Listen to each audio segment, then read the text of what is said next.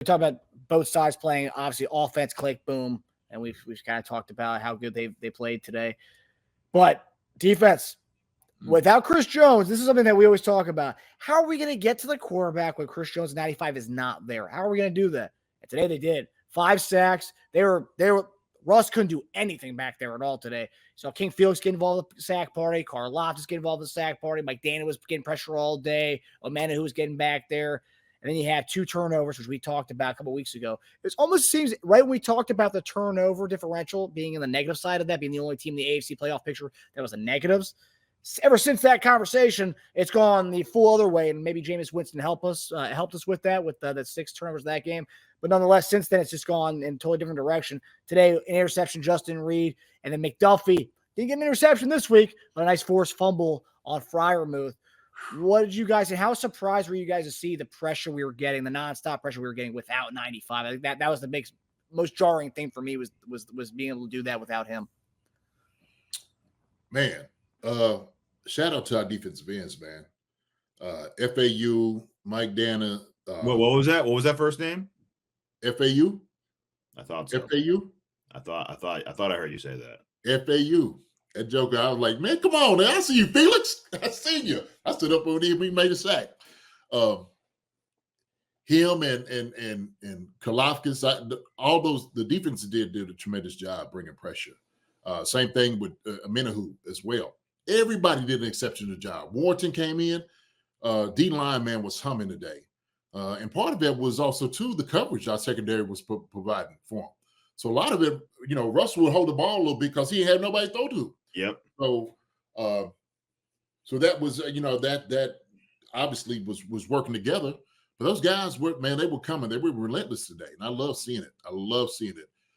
They were just talking about how Chris was just, every time they would come out, Chris would be talking to them. And so Chris was obviously still, revving them up to keep coming like, hey, man, you almost got it. But some really good techniques. FAU come around on the backside, throwing his hands around and kind of ripping up, getting on Russell Wilson on his back. Man, that was good. Talking about McDuffie that pulled the ball out, that was high level right there, man. Beautiful, beautiful technique to rip the ball out of Piermont. So that defense played a great job today. Did a great job against this offense. So, I told you Najee Harris wasn't going to really do a whole lot. Warren kind of got a couple of little runs and whatnot. So we kind of overran him a little bit, went in the right gap. But other than that, man, we didn't really have too many people that hurt us. We didn't. So. Yeah, I'd say Warren was the lone bright spot for their team. I mean, he had 112 total yards, 11 for 71 on the ground, and then 5 for 41 catching. He looked really good. Russ looked decent when he actually started running the ball, but that's usually if Russ is running 6 times for 55 yards, it means he's running for his life, and that means he's not finding people passing. And his pocket presence wasn't great today. But kudos to the defense for getting after him. I mean, that was a pretty, for our standards and our inconsistent pass rush this year, especially relying on Chris Jones to do it, pretty dominant, actually, without Chris Jones there. I mean, 5 sacks, 6 tackles for losses, 9 QB hits.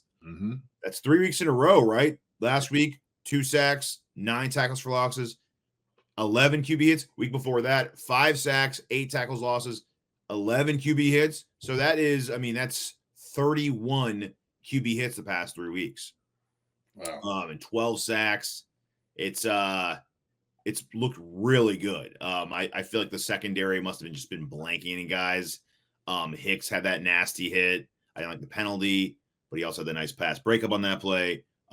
Just in general, guys are getting more confident. I mean, if FAU can play like a 3rd round D end, we're looking really good. I mean, 1st round, I'll take it, but it's like I said earlier, it's coming along for both sides of the ball. It looks great. What a great time of the year too, for it to happen.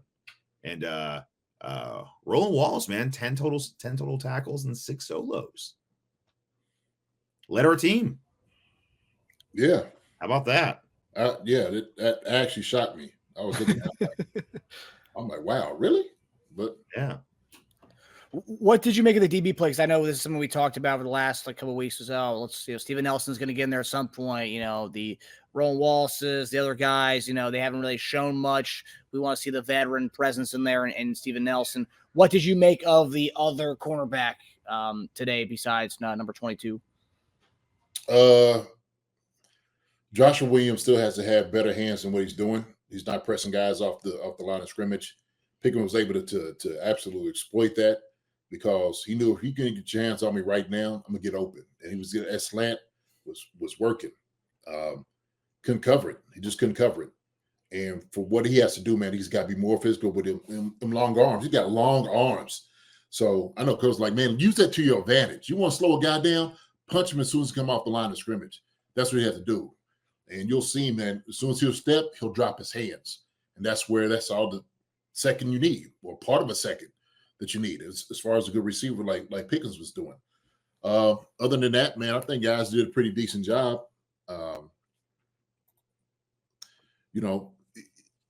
Is Nelson come in also too? We still get him up to speed? Because, we still got to do a much better job in the slot.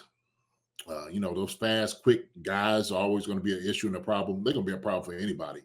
But we know we got a guy that could probably be freed up in Trent McDuffie. We get another guy on the outside that could cover, those guys, your 1 and 2.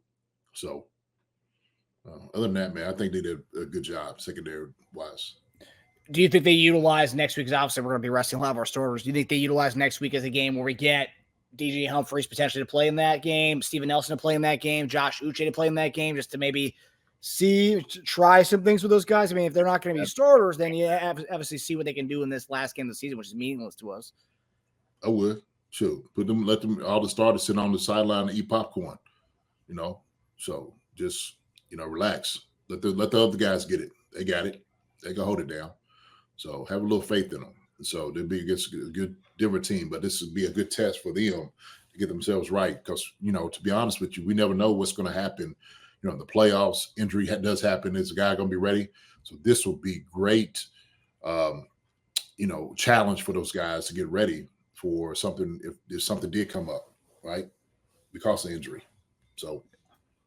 Yeah. And Pearson said in the chat, week 4 Chargers, Will Dissly, 24 yards in that game. So that was the one lone one. And then we played Chargers again. Dissly gets hurt, but the guy who comes in, Stone Smart, I believe his name was, he dominated and got like 80 yards that game. Yep. Yeah. So, yeah. So obviously now we move on to scenarios, right? So we're obviously, it's a nice little mini bye for us. We're going to be not playing for quite a while. Our stars probably not going to see them until mid-January. So, guys, enjoy the holidays and the rest of winter break. We'll see you guys mid-January. Well deserved. 100%.